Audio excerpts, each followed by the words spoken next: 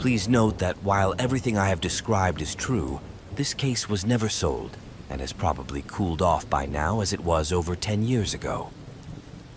In 2007, I was bartending at a closed pub in my hometown. I didn't particularly enjoy the job, but it did pay the bills. At this time, they hired a new kitchen manager, and his name was Kearney. Kearney was a pretty nice guy, mostly kept to himself, but always stayed late to help the bartenders with our duties, and we all loved him for it.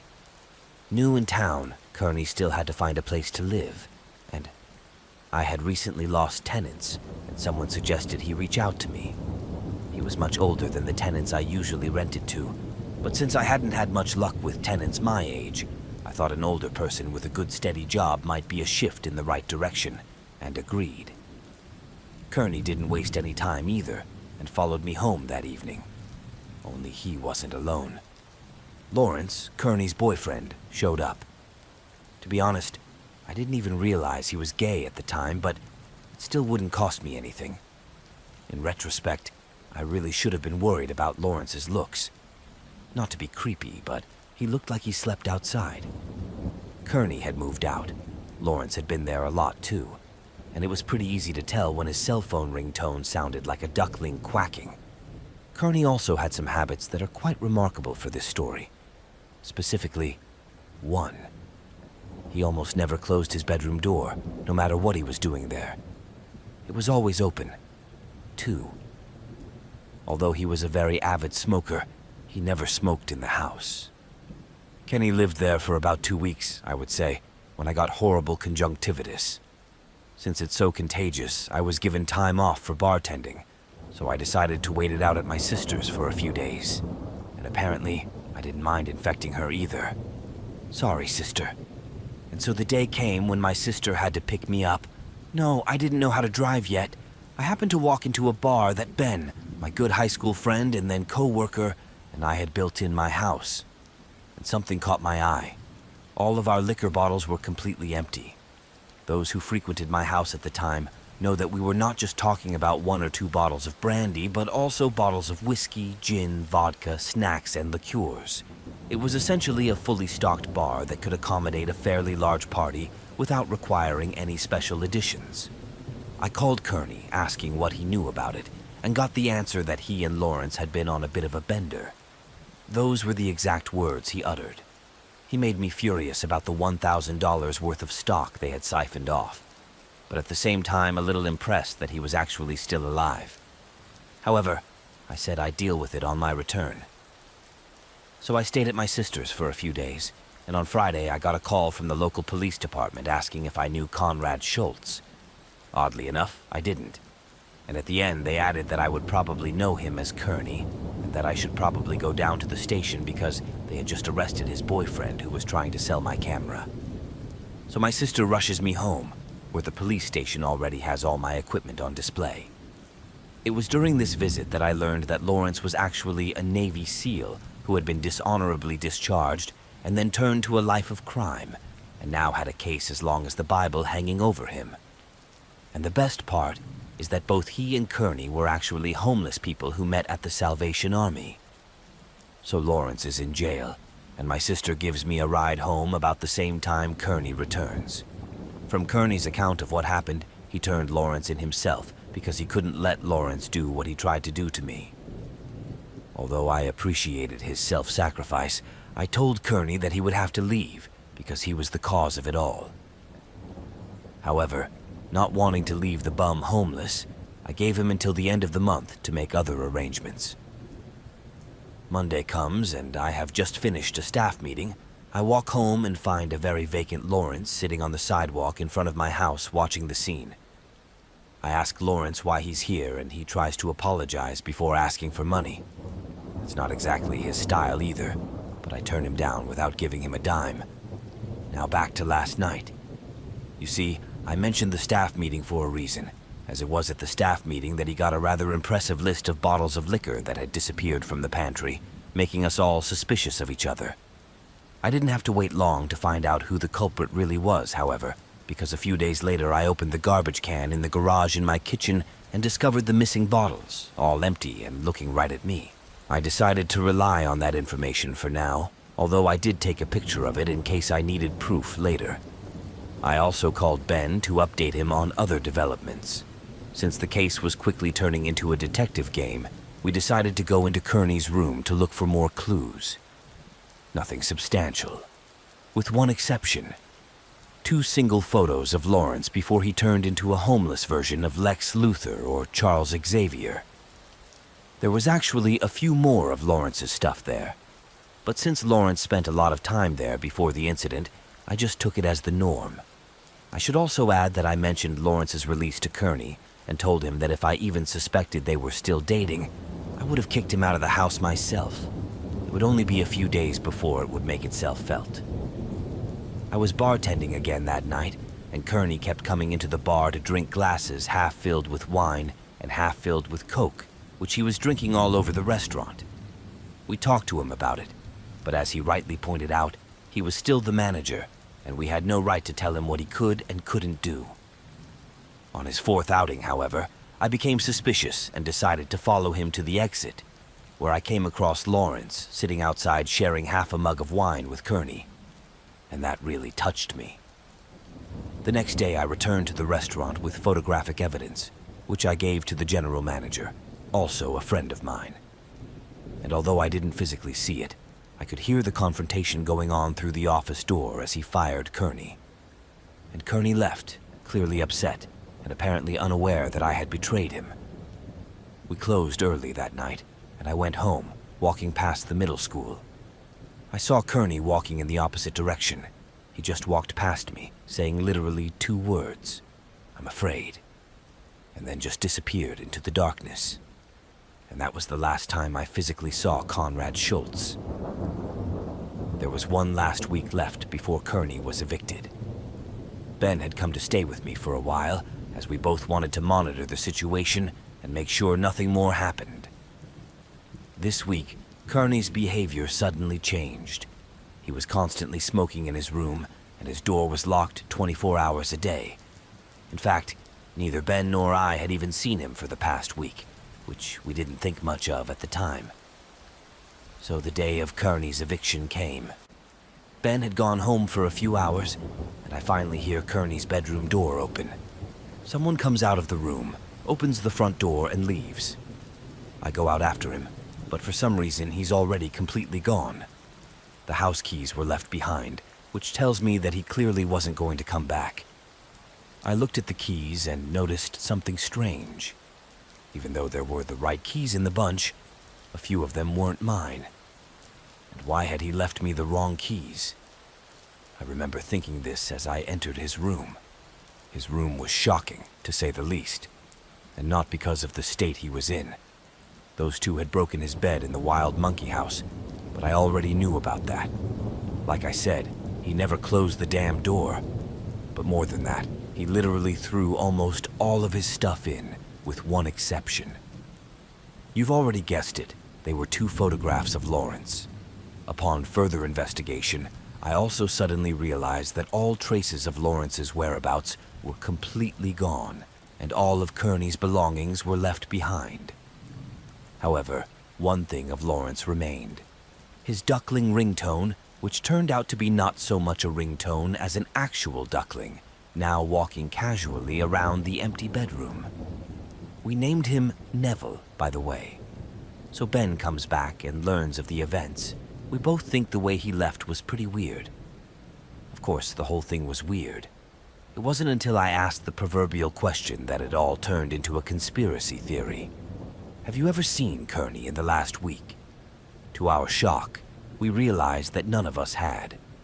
And suddenly, putting the pieces of the puzzle together, changing habits, Neville the duck, the wrong keys, only Lawrence's belongings missing, we both wondered who had actually been living in our house for the past week. Over the next few days, Ben and I hit the road. Small tasks, searching the town, climbing into the sewers, trying to find any trace of Kearney's whereabouts.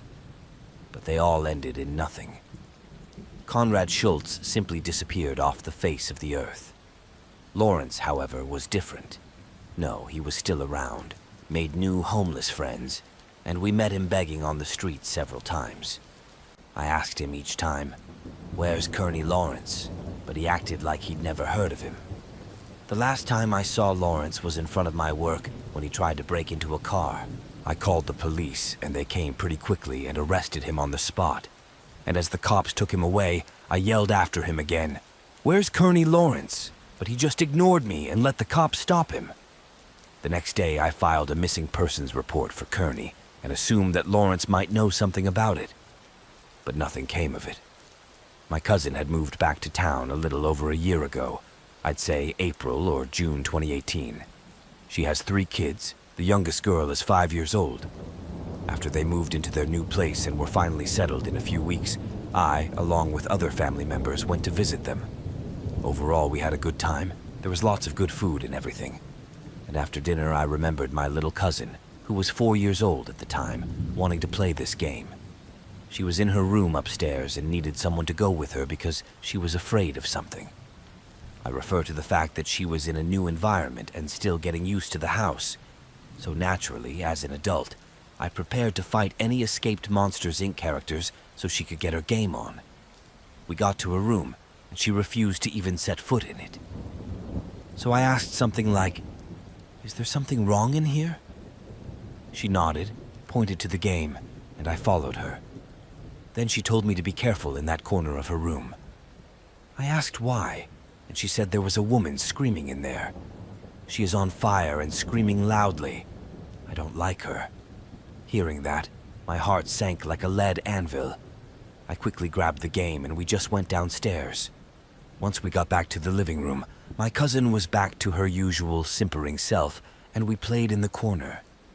Later that evening, I asked her mother, my cousin, if she knew about this loud woman her daughter had told me about.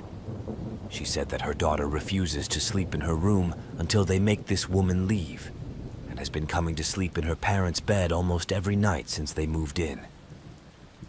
No other strange things have happened to anyone else in the house since they moved in, but this 4-year-old girl is terrified every night. A month or so goes by and I don't hear of any more horrible occurrences, so I eventually come to the conclusion that my cousin is just having recurring nightmares or something. But then came last night. It was one of my cousin's kid's birthday, and I stopped by to bring him the new Fire Emblem game for Nintendo Switch. I usually stop by there a few times a week to socialize, since it's not too far from where I work. So today, when it was my cousin's birthday, I didn't stop by due to a rare occasion or something. We ended up playing some of them. We played Mario Kart and Super Smash Bros., and it was going pretty well. It stayed that way until late in the evening. We were waiting for pizza to arrive, and I was in the kitchen drinking sodas with my cousin, who was having a birthday party, when out of nowhere we both smelled a very distant odor of burning. My cousin and her husband came out of the living room into the kitchen thinking we had cooked something and burned it. But apparently that wasn't the case, and the house just filled with that smell. And if I had been blind, I would have guessed that I was standing next to a huge fire with no heat. At this time, my younger cousin, who is now 5 years old, was napping on the couch in the living room. She suddenly starts yelling at her mom, who comes in to check on her. Everyone else follows her, and she cries inconsolably and screams, saying, "I can hear a woman screaming in my room." I can hear her screaming. Basically, everyone had the same leaden heart that I had last year. We went up to her room and my mom stayed with her. But when we got there, we saw nothing. The smell of burning had changed from the smell of a fire to what I can only assume a person smells like when they are on fire. A strong odor of burning hair, and then some other burning smell that I've honestly never smelled in my entire life.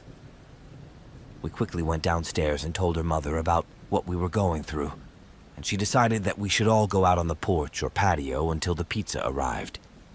My little cousin was still beating hysterically, saying she didn't want to hear the woman screaming anymore. We tried to calm her down, and eventually, she seemed to calm down a bit. She was still scared, but no longer screaming or crying. We continued to sit there for about 10 minutes. My other 2 younger cousins and I were comparing our Pokemon Go collections, and my younger cousin and her parents were watching some kids' YouTube videos to distract her. As suddenly, out of nowhere, everyone heard the most horrible, terrifying and loud screaming from the second floor of the house. It lasted probably about 15 seconds, just a few long, horrible screams. And after that moment, everything went quiet. My 5-year-old cousin started having another seizure, and everyone else was visibly shaken. I decided it was time to leave. It was about 9:30 p.m., and although the pizza was very tempting, I didn't want to eat. I thanked them for ordering the pizza even though I wasn't going to eat it, and they genuinely understood me. I wished my cousin a happy birthday, asked him not to ruin my new Fire Emblem game for me, and just went home. However, last night there was no way I could sleep, and I didn't even turn off the light. Today I was tired at work, and I'm still afraid to go to bed. I texted my cousin several times today and tonight, and she said the smell of burning didn't go away until 4 a.m. And no one slept there last night, and we are looking for help so they can be less afraid for their house. Honestly, I felt terribly sorry for them, and even worse for my young cousin, who actually saw this screaming woman in her bedroom. And I couldn't get the smells coming from her room out of my head. I get hints of those smells now and then throughout the day, and I hope it's just the memory of the odor, and not something more sinister. I still don't think I want to go to sleep tonight, especially with the lights off.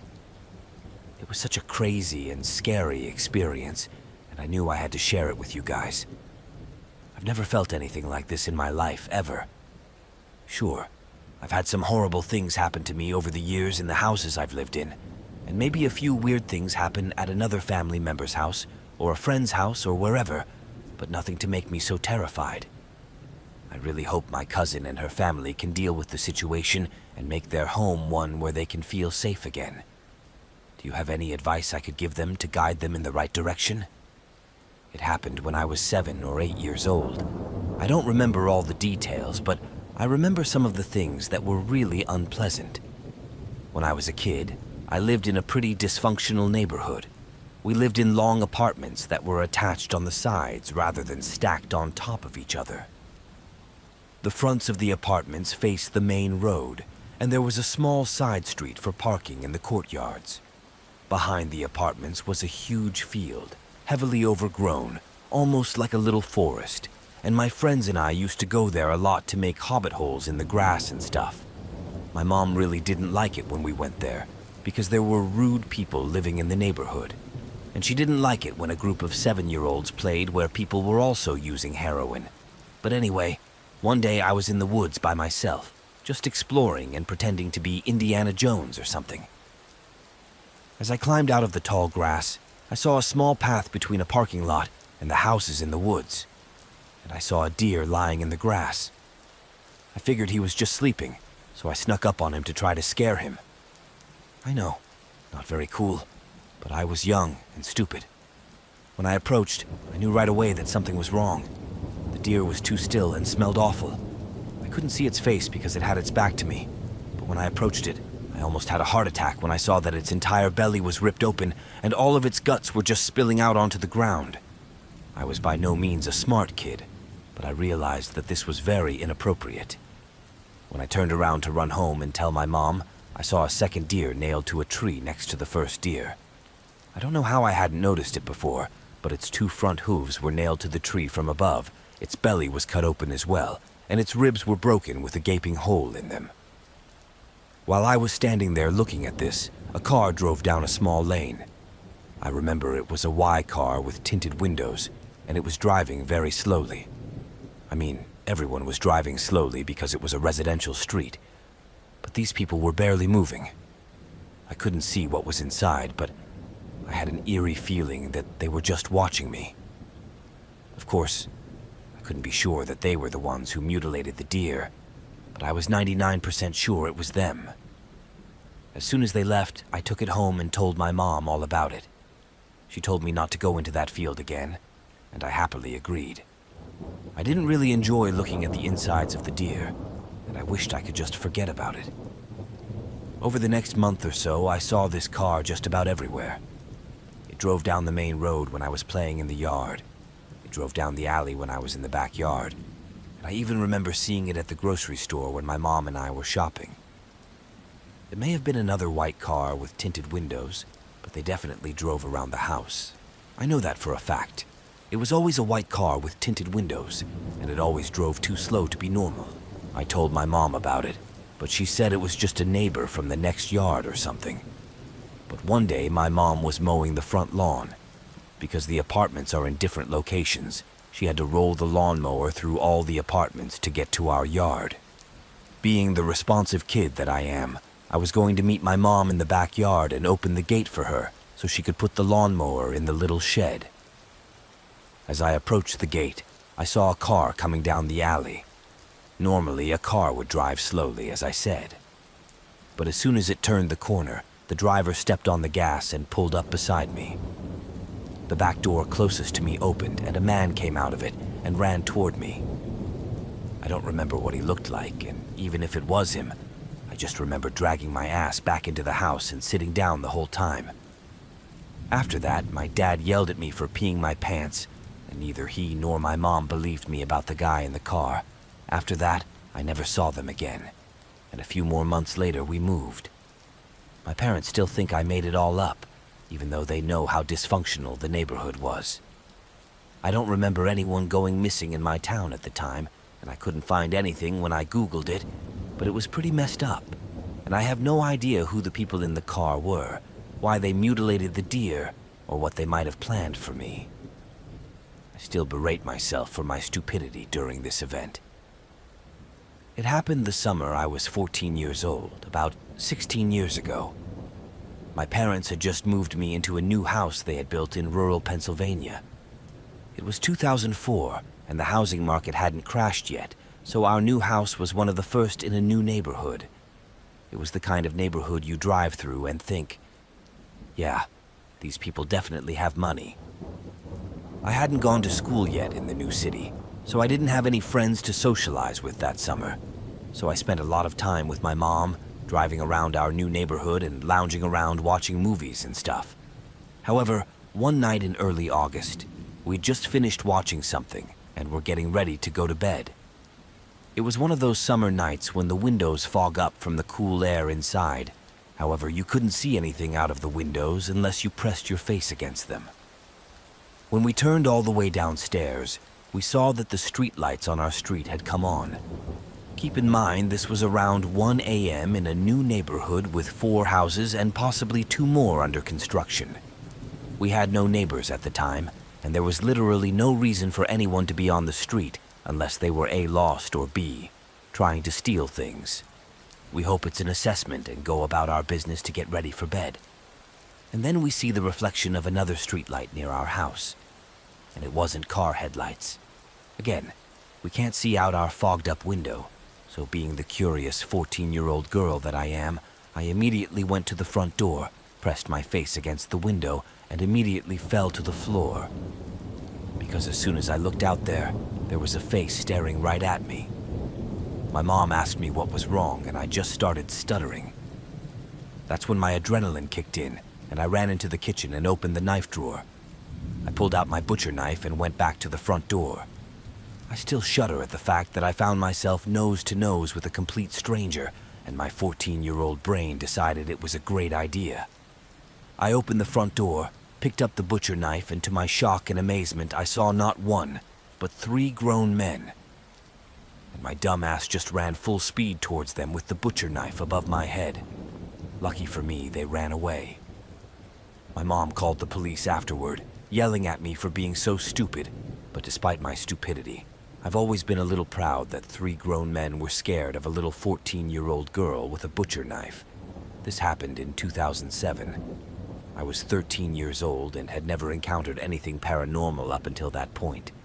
I remember it was a normal summer evening. I was watching TV. It was probably 9 or 10 when I started hearing something, but at first I thought it was just the TV. Then I continued to hear it for the next few minutes, and the more I heard, the more I realized it was the faint sound of a baby crying. I didn't begin to ponder it. I thought that maybe my sister had brought my nephew or something, and he obviously cried when he was younger. I went outside to greet them, but there was no one outside. I also kept hearing screams, and it seemed to be coming from the woods below our house. I walked 10, 20 yards in the dark to see if I could see anything, but saw nothing, and immediately a shiver ran down my spine, and I ran back to the house. We live in the desert, and the nearest neighbor was 5 miles away. The next morning, I told my father about it, and he said my grandfather had experienced the same thing. Years ago, he woke up in the middle of the night and heard a baby crying. He went out into the woods and tried to find it. He wandered around in the dark for 30 minutes with a flashlight trying to find him, but found nothing. To this day, I have no idea what I heard, and I refuse to go down into the woods, even though we have cut down almost all the trees. About 6 years ago, my friends and I had a little tradition in my senior year of high school of skating all night and exploring all sorts of creepy places. This was back before any of us had a car, so everyone got around on foot. One night in particular, we drove an hour away from our usual exploring spots and came across a wooded area we hadn't been in before. It was about 2 or 3 in the morning, and the mere sight of this forest gave me an incredible sense of unease that I had never experienced before. However, my friends were determined to go through it, but I decided against it and told my friends that I would just rollerblade or walk and meet them at the gas station on the other side. It took me about 30 minutes to walk around the neighborhood. I waited at the exit of the woods for about 15 minutes before I crossed the 4-lane road leading to the gas station and asked the clerk if the other 3 teens had arrived. He said no, and I went back to waiting at the entrance. Another 10 minutes pass before I hear very heavy footsteps quickly moving away from behind the main gas station building. The next moment, I see all 3 of my buddies covered in sweat, out of breath, and looking like they witnessed a murder. We head to the gas station and sit down in a small rest area. They then tell me that about halfway through the woods, they heard strange noises behind them, and when they turned to look, they saw a tall white figure with red eyes looking at them. They said they were crazy and just ran away. As they neared the end of the forest, they heard the rustling of leaves and branches as if they were being chased. They kept running until they crossed the road that separated the woods from the gas station, and when they were beyond it, they looked back and saw a figure standing motionless at the edge of the woods. According to them, it only vaguely resembled a human figure, more like Bigfoot or Yeti, but it was white in color and had piercing red eyes. Honestly, I had never seen anyone as upset as my friends that night. They really looked scared, and that night was the last time they wanted to stay out all night. I still think back to that night often, even to this day. When my parents were in college, they traveled to Florida. They met through mutual friends and were there together, but hadn't gone on a date yet. My dad and one of his friends had planned to meet my mom and her friends at a hotel, but being carefree college students, they lost track of time and realized there was no way to get to the hotel in time to walk. They decided that the best solution to their problem was to just hitchhike, and they were picked up by a car with 2 women in it. Everything seemed fine until the driver asked if he could stop for gas. My dad and his friend agreed that it wasn't a problem since they were having a good time, and she pulled into a gas station. She then poured a full tank of gas into the car and then jumped back in and dumped it on the floor, essentially stealing the gas with 2 hitchhikers behind her. My dad and his friend started to get worried when she pulled a gun out from under the seat and asked if we were going to get in trouble. My dad and his friend shook their heads dramatically, because what else to do in a situation like that? And then she took them to the hotel and let them go without a scratch, and they seemed to think nothing of it. Until news reports of the Florida serial killer known as Eileen Warner's hit the news. He glanced at her picture and immediately recognized the driver in it. The only reason his father thinks she didn't kill them right away is because they were very polite and respectful to her, and her victims were usually scumbags trying to take advantage of her. Let me start with a little backstory. So, I'm 23 years old, 5'10", female. I can't be intimidated even if I try. My 2-night job was booked at a hotel in a densely populated neighborhood in Houston, Texas, with no security. And if you know anything about Houston, you realize that can't be good news. With that in mind, I was alone last Tuesday, playing silly online games and listening to Rose's Ryan to pass the time. Around 1 a.m., This man walked in with a crazy look in his eyes. I have cameras next to my desk, and I didn't notice any movement before the door opened. But anyway, he walks over to the desk and refuses to look me in the eye until I ask if he's okay. He raises his head, looks me in the eye, and says, "No, I'm not writing at all." This surprised me, so I apologize and ask if there's anything I can do to help, etc. He says no, and then asks if he can get a drink at the little store next to his table. I tell him, "Yes, of course. Get whatever you want." The prices are posted on the wall. Before he leaves to get a drink, he makes sure to tell me, "Don't worry. I have money. I would never steal from you like that." I didn't say anything back, just smiled at him and nodded understandingly. And he wasn't lying. He must have had money because he held out 2 damn bills to me. So now, alarm bells started ringing in my head. However, he starts to apologize and asks if I'm angry with him and if he upset me, to which I reply, "No, sir, I'm not upset in the least." But I was still bored. Suddenly, I was painfully aware of how empty the whole hotel was at that moment. He stands like that for a minute, takes a drink, then looks me in the eye for 2 seconds before telling me he needs me to call the police. I start to shake, but somehow I manage not to let on that I'm completely terrified. I call the police dispatcher and start giving all the information about our whereabouts. Then in the background, he starts saying that he was almost hit by a car while walking in the middle of the road. The dispatcher asks to talk to him. I hand the guy the phone and he starts looking around describing himself. Then he stops looking around, looks me in the eye and says, "Yeah, I'll end up on the freeway." I don't take that lightly, no matter who says it. A resounding sigh escaped my lips, and I guess it awakened something in him because his eyes just lit up. Then he hung up the phone, put it down on the counter in front of my computer, and just looked at me. I try to talk, asking what's going on and how he's doing today, but nothing works. He just avoids these questions and starts asking a few questions about the hotel, like, "What is your rate today?" He goes from harmless questions to asking if I'll be alone when my manager comes back and if I'm closing all the doors around me. And now I'm definitely scared. I accept what he's leaving, and I don't want to be part of what he's planning if he manages to take me off the table. I change the conversation and tell him he can sit in one of the comfortable chairs in the lobby until the police arrive. Then he thanks me and asks me for the 20th time if I'm mad at him when he sits down.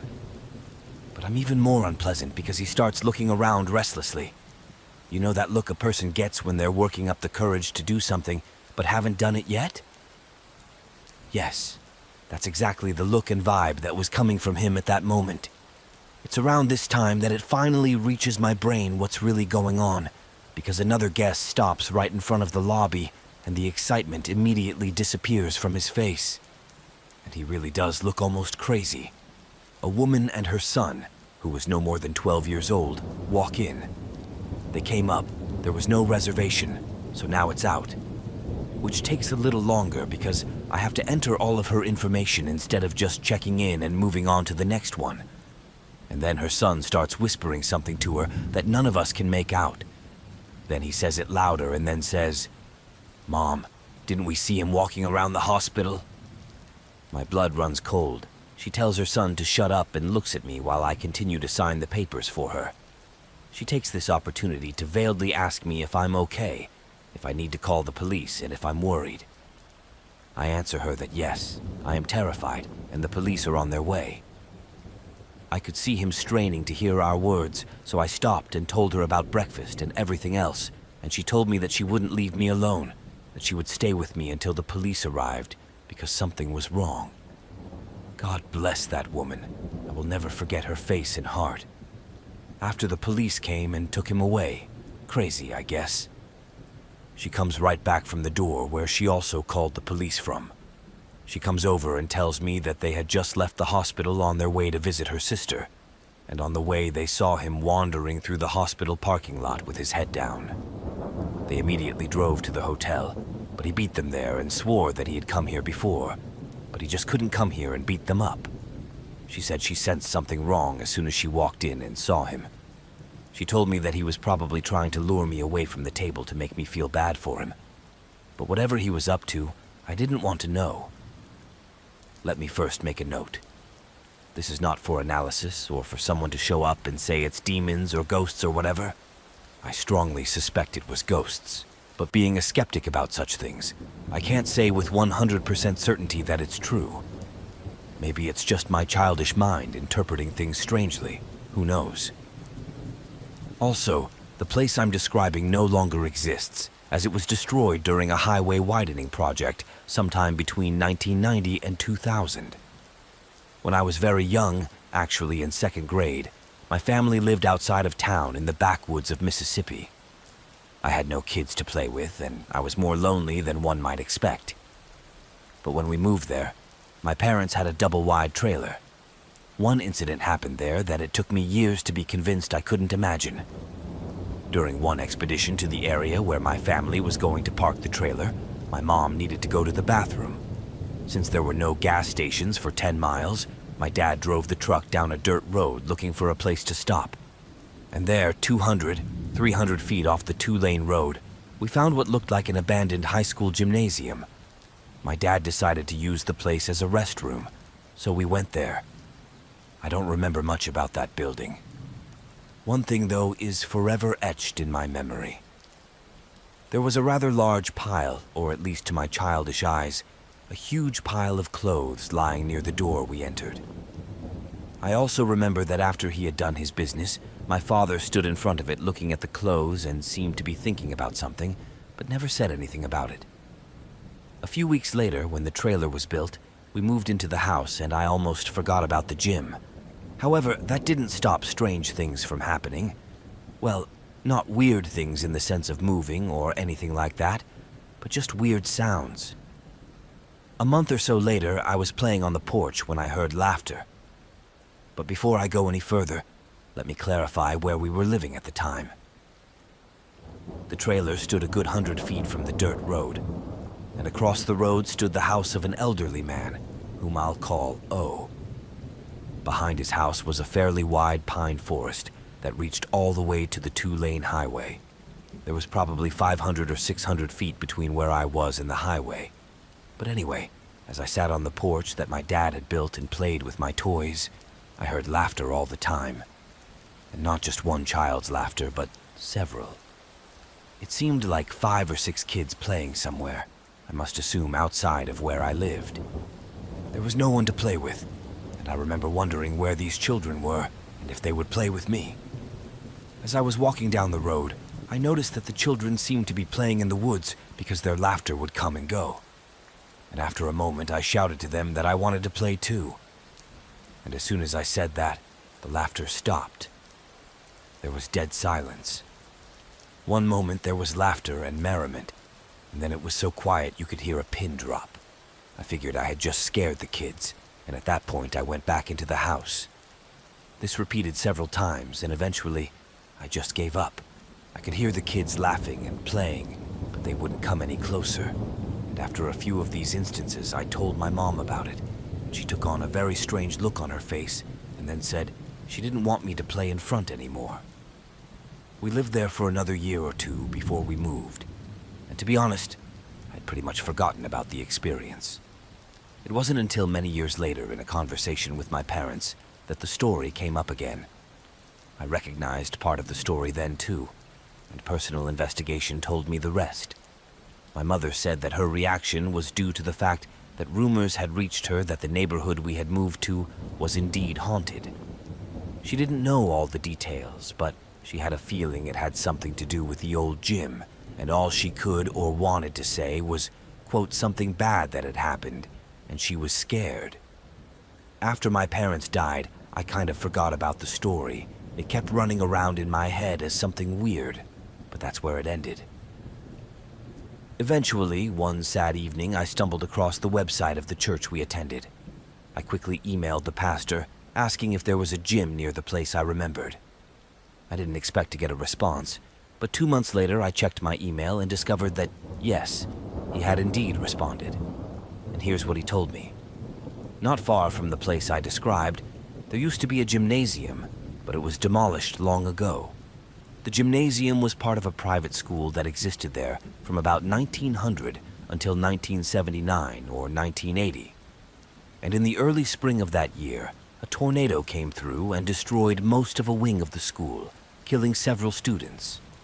The building collapsed, burying the students under the rubble and killing some of them.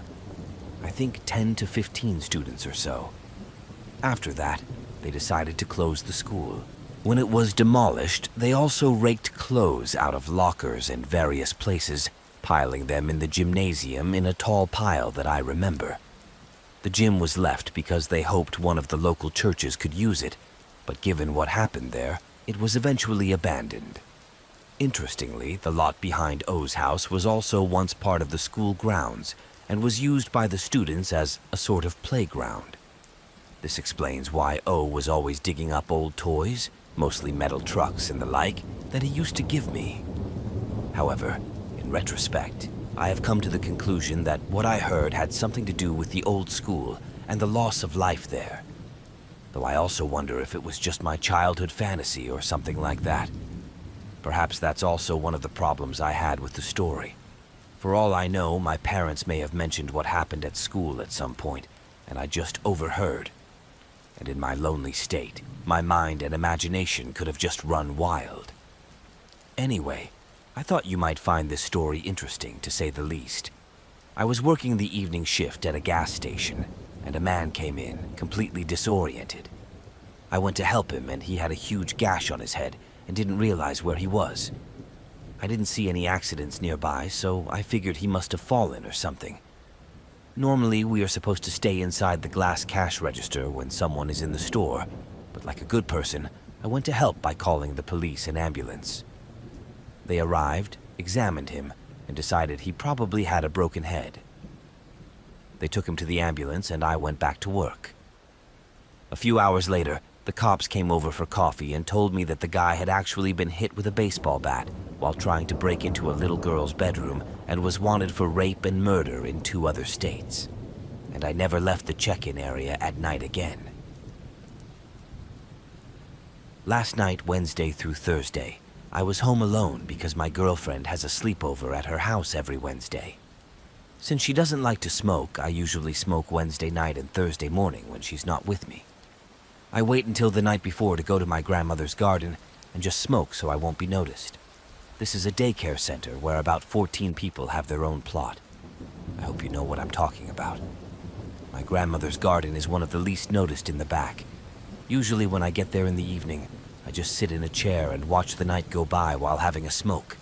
Nothing has ever happened before. But last week there was a birthday party there for young people who may have seen me, but ignored me, and their party was in front of this garden anyway. But last night was completely different. I smoked at home, took the dog, and went to the garden at about 12.30. Nothing much was going on there, and I just wanted to relax and look at the sky and stuff. But when I got there, something was wrong. It was my first time there, and the door was unlocked. Even the partygoers from last week's party had locked the doors when they were inside. I stopped and looked around to see if the lights were on or something, but there was nothing. Eventually, I just thought that maybe the last person had just forgotten to lock the door or something. I walked down the path to my grandmother's garden, my dog sitting on a chain 2 meters in front of me, and I just sat on a chair facing the path and watched to see if anyone was coming. Just behind me were thick bushes and a fence.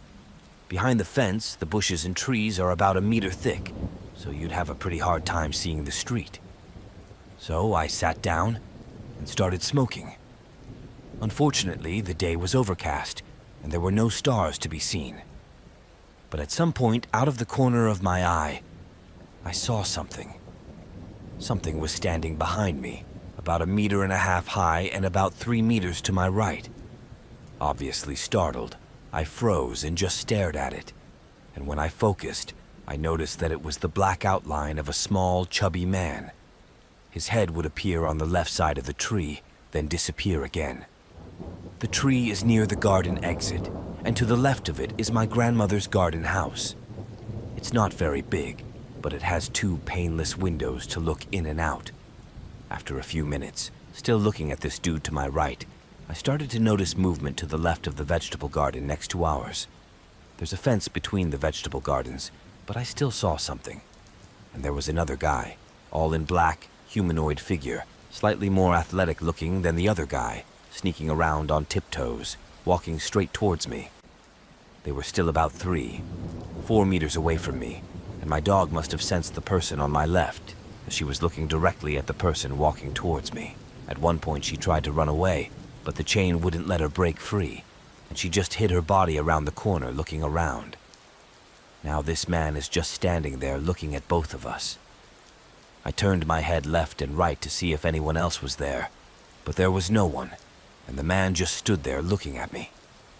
I panicked and started to wonder if I had walked into a mugger's trap or if they were going to attack me.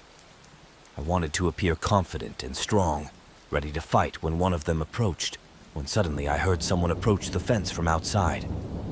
Turning my head to see what the commotion was behind me, I began to realize what was going on. I was surrounded by some blank black faces. Everyone was looking at me from 2-3 meters away. Some were standing on the street on the other side of the fence, some on the left, some on the right, diagonally.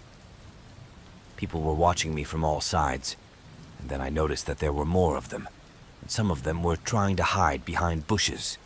Some were just standing in plain sight. I tried to shout, "You know I can see you. What do you want?" But it didn't come out as loud as I would have liked, and for some reason I felt weak.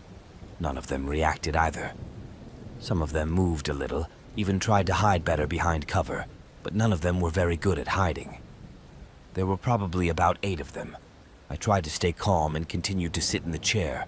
My dog was just sitting in front of me watching the other guy when another man appeared behind a tree lying on the floor and slowly crawled across the floor further to my right. His crawling also looked just ridiculous, and I made a hand gesture towards the other people saying, "Are you kidding me?" I mean, his crawling was neither covert nor necessary. So I sat there for about 15-20 minutes, frozen, and just stared at them. The first person who just showed up just walked up to me. I still thought there were real people behind this whole scenario, but I had to change my mind. As he approached me, the black color of his body just disappeared, and he looked like a 2-dimensional, transparent humanoid figure. When I tried to see them, I could only see outlines, and even though the person was transparent, looking through the body was like looking through a liquid or something. I couldn't see him anymore. I just saw that he was probably standing right in front of me. Everyone else was just maintaining their position. I questioned my sanity. I just ran over to my dog and led him over to the chair. As I continued to watch all these figures, I also saw someone standing in the garden shed looking out the window. I took a few deep breaths trying to comprehend the situation I had just gotten myself into. Out of nowhere, a person had appeared. Something, its body looked like something out of Star Wars, was walking down the garden path. He was walking to the left, from the end of the garden to the right, from the garden entrance.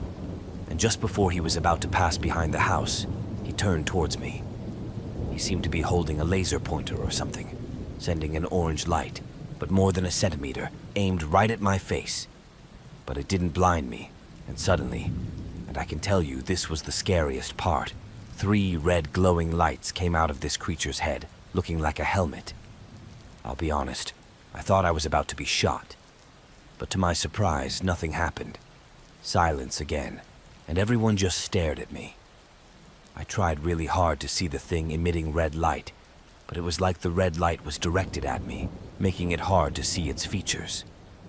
Another 15 minutes went by. I was wondering how to get out of this situation, and my dog was already shivering. Strangely, my dog usually barks at everyone and everything, but not a sound was heard the whole time. At some point, eventually, I just end up taking my bag and my dog. Walking a little faster than usual, I just walked out of the garden. As I got up from my chair, the red light disappeared, and the man behind the tree to my right just ran away. As I left the garden, I looked around to see if anyone was around and headed for the garden entrance, but there was nothing there. Luckily, no one was following me, and I eventually made it home safely. This happened in the summer of 2018. I had just finalized my divorce and moved back to my hometown. My parents let me stay with them until I found my own apartment.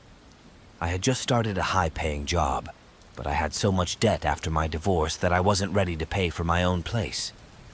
I didn't want to be separated from my parents, so I decided to find a roommate for the first time.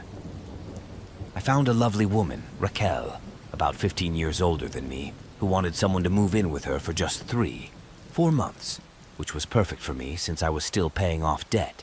Everything about Raquel was just delightful.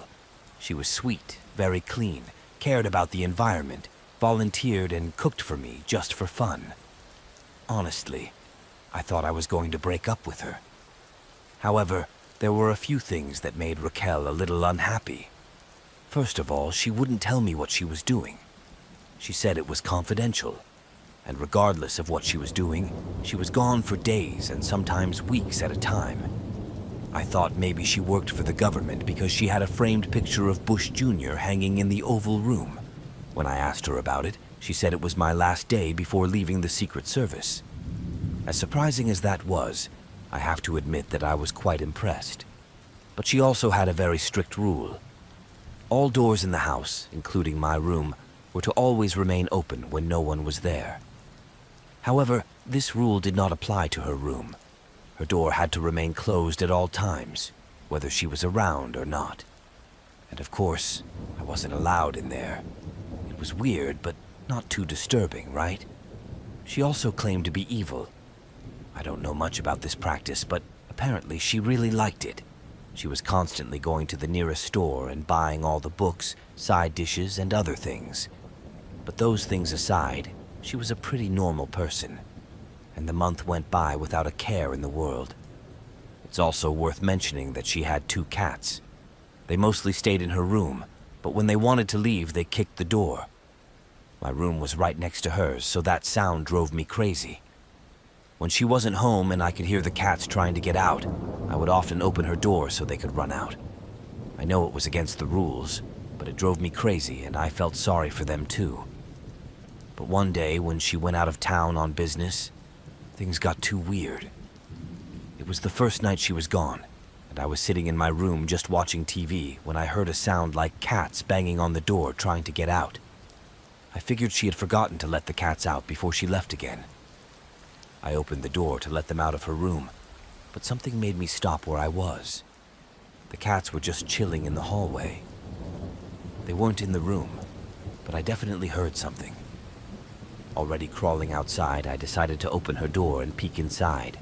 I saw 4 naked people holding hands in a circle and bowing their heads as if they were praying. Well, what can I say? I didn't bother to leave there and went to my parents' house. I tried to call Raquel, but I couldn't. And just as I was about to call the police, she finally called. And damn it, she was furious.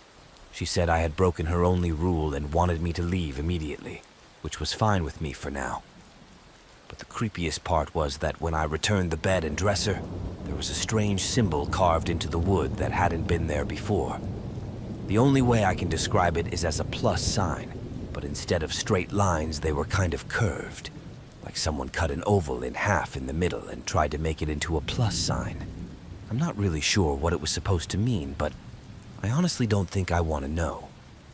This happened a few years ago when I was about 14 years old. Let me also say that my former best friend, Jenna, told me that her roommate had really creepy tendencies. I often slept over at her house, but I had never met a more horrible neighbor. This guy was married and apparently had kids, and his house was right behind Jenna's house. Her backyard was also surrounded by a wooden fence that separated the neighbor's yard from theirs, and Jenna had a deck, and the stairs were a few feet from the house, so a fairly small person could fit between the steps in the house. Standing on the deck, you could see the neighbor's yard, but standing on the grass, you couldn't. Not if standing on the grass. So after realizing we had a half day of school, I went back to Jenna's house. I wasn't allowed in that day, but since we were inseparable, it didn't matter, and we didn't expect her mom to be back from work for a few more hours. Her mom came back early, and Jenna and I went out in the backyard, so her mom wouldn't see me, and we wouldn't get in trouble. We went outside and squeezed between the steps of the house so her mom wouldn't hear the gate in the fence open because it makes a lot of noise every time it opens. We waited a few minutes until we heard shuffling in her neighbor's yard. Through the gaps in the wood we could see him, and we thought he was throwing out trash or something. But instead, he climbed on top of the container and stuck his head through the fence to peek through their windows. From the backyard, you could see Jenna's mom's window, the bathroom, and part of the kitchen. We could see him, but he couldn't see us. We shook and clung tightly to each other as we watched our neighbor stand on the dumpster to get a better view of the windows. He kept moving from bin to bin to get a better angle for what we later assumed was Jenna's mom's room, since she had just gotten home from work, and possibly the bathroom. This went on for about 5 or 10 minutes, us shaking and trying not to move or make any noise while her creepy neighbor tried to look into Jenna's house. Eventually, he came back and entered her house as if nothing had happened, and Jenna and I were soon jumping over the gate of her fence. A few weeks later, another incident occurred. Jenna's sister took a late-night shower and went to her room. The blinds were open and it was dark outside. There was a tree in the yard and it was snowing heavily. She called us on the phone and said she must have seen someone in the trees and couldn't see them anymore. We told her to turn off the lights, and Jenna and I did the same in her room and looked out the window but saw nothing. However, we went into her sister's room and asked her what was wrong, and she confirmed that she saw someone in the tree that she thought was their neighbor. That's when Jenna and I went outside to check it out. By then he was clearly gone, but we found fresh boot prints in the snow that went from the neighbor's yard to the tree and straight to Jenna's sister's window, and then flew back to the neighbor's house. This isn't actually my story, it's my mom's story, but I had a little bit to do with it, so I want to share. It happened when I was about 3 or maybe 4 years old, because it was summer. My parents and I had just moved to a new house in a safer neighborhood and wanted to raise me. They were looking for new 60s style furniture for our house, and my mom went on Craigslist to try to find something. She ended up going to a man who was selling an old couch. She had just picked me up from daycare before driving to his house, so I was in the car with her. My mom is a very smart woman in general, although I'll admit that being a first-time mom wasn't the best idea. But she left me in the car because she didn't think it would take so long. He was standing outside the house, and she said he looked like a normal man, probably in his 40s. He said the couch was in the basement and that they would have to go down there. From the looks of it, the couch was completely different from the one the advertisement was talking about. She turned around to ask him about it, and then he broke into a sweat and apparently started asking her a bunch of creepy questions like, "Are you a virgin? How old are you? And have you arrived?" My mother left quickly after that and claims he even chased her down the driveway. She left as fast as she could, and to this day says she thought he was going to hit her in the head or something and sell her or something. This happened on a beach in the Philippines about 2 years ago. My friends and I decided to take a vacation to unwind a little bit from work, and on the first night, we decided to have a drink outside the hotel room. We had a few drinks, and one of my friends decided to take a walk on the beach and try to meet some other tourists. I was a little uneasy about what might happen to him, since he was already drunk. So I decided to join him along with another friend. He said he wanted to visit the rock formations, which is a famous gay hookup spot, as the place was dark and there were no other establishments on that stretch of shore. In pitch darkness, the rock stretches about half the length of a soccer field. I was reluctant to the idea of him going there. Admittedly, I didn't want him to go there, but he was adamant, and I agreed if he came back in a few minutes. My friends and I waited at the last bar at the end of the shoreline before the dark zone started. My friend and I were talking about something when suddenly we heard a heartbreaking scream. Judging by the voice, it was our friend, and we decided to run. The only source of light at this time was the moon, so my friend decided to pull out his phone and turn on his flashlight.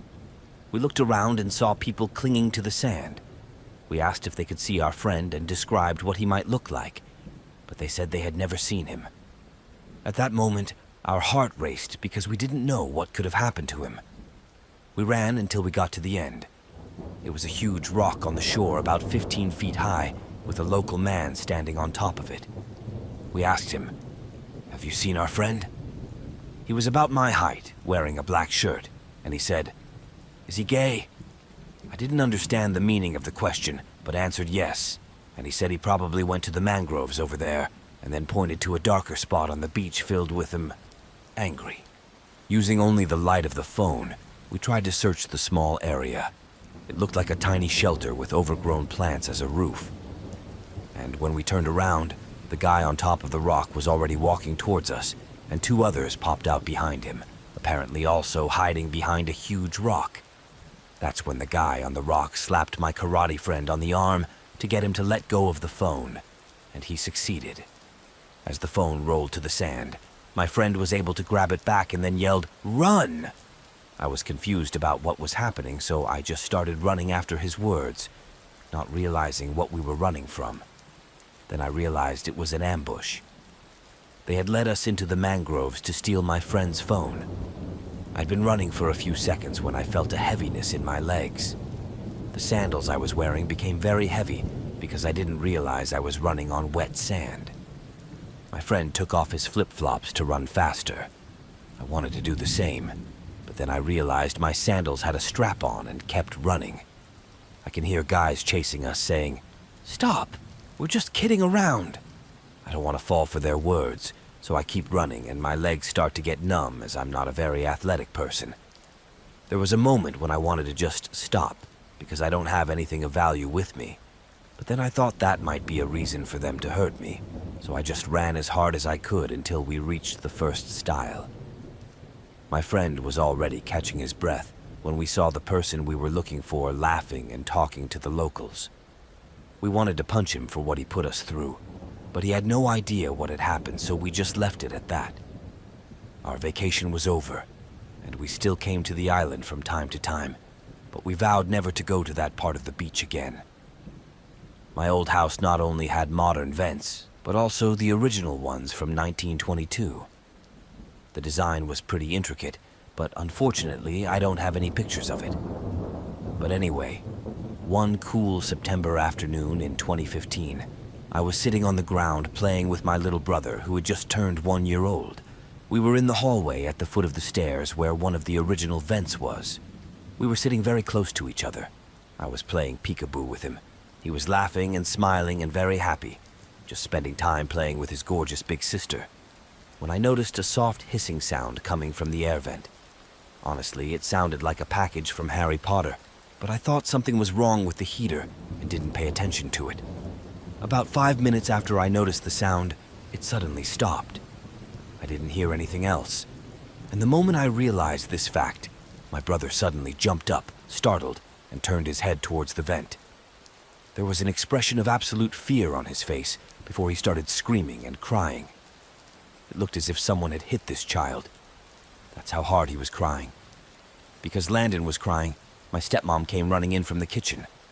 She looked more worried than I had ever seen her before and said, "Oh my God, what's wrong? Why is he crying like that? Did he hurt himself?" I explained to her what had happened. After talking to Landon, who was still crying in fear, she said it was okay. She then says to me, "What do you mean he was just looking at the vent and crying?" I reply that I don't know. I don't know what he heard, but obviously whatever it was, it scared him. She looked at me with genuine confusion. She took my brother in her arms, continuing to pet and rock him while he cried, and took him outside. And after a minute or two, he was fine, but never went near the vent without help. Even in 2017, when he turned 3, he was still begging people to walk past the vent with him. I never heard anything from that particular vent, although I heard the same hissing throughout the house when I was home alone or with one of my siblings. Anyway, I hope you enjoyed this little story, and thank you for listening to me. I am a 30-year-old male, and throughout my life I have had strange encounters ranging from a simple kidnapping attempt to ghosts or a demonic presence that seemed like it was going to bring the whole house down on me.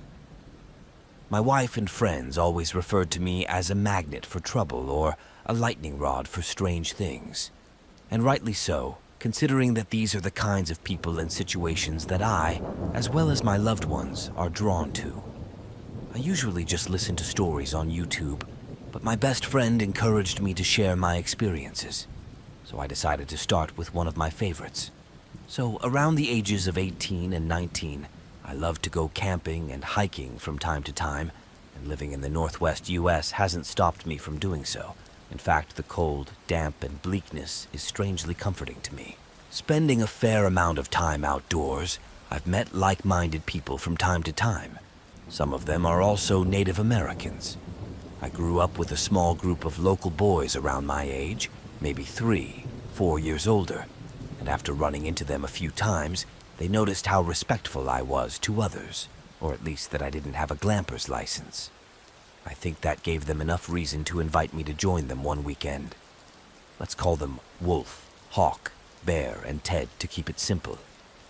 So I met them at the edge of the woods before dawn. We all preferred to start early, and as far away from civilization as possible, within reason, of course. We walked for 30 to 60 minutes until we found a fairly wide, flat area and set up camp. I spent the rest of the day over light drinks, sharing past experiences, recognizing bird cries, and listening to some of their cultural stories and legends. However, it was well after sunset. The wolf got up to answer the call of nature and wandered through the trees. When he was out of sight, I decided I could take care of my burden, hoping I could wait until morning. I remembered to warn the others that I was going number 2, so they wouldn't worry if I was gone longer than our other companion. I went farther than I should have, to be honest, not wanting any of them to bump into me in the middle of my business. I was just about to tighten my belt and turn to head back to my camp when I thought I heard something in the distance. I frowned, tilted my head, and strained my hearing, trying to catch what it was. "Help!" someone shouted. It was quiet, so I couldn't pinpoint where it was coming from, but it sounded like a man's voice. "Good afternoon," I called back, wanting to help someone who was dead or possibly injured. "Help!" the voice repeated, a little closer.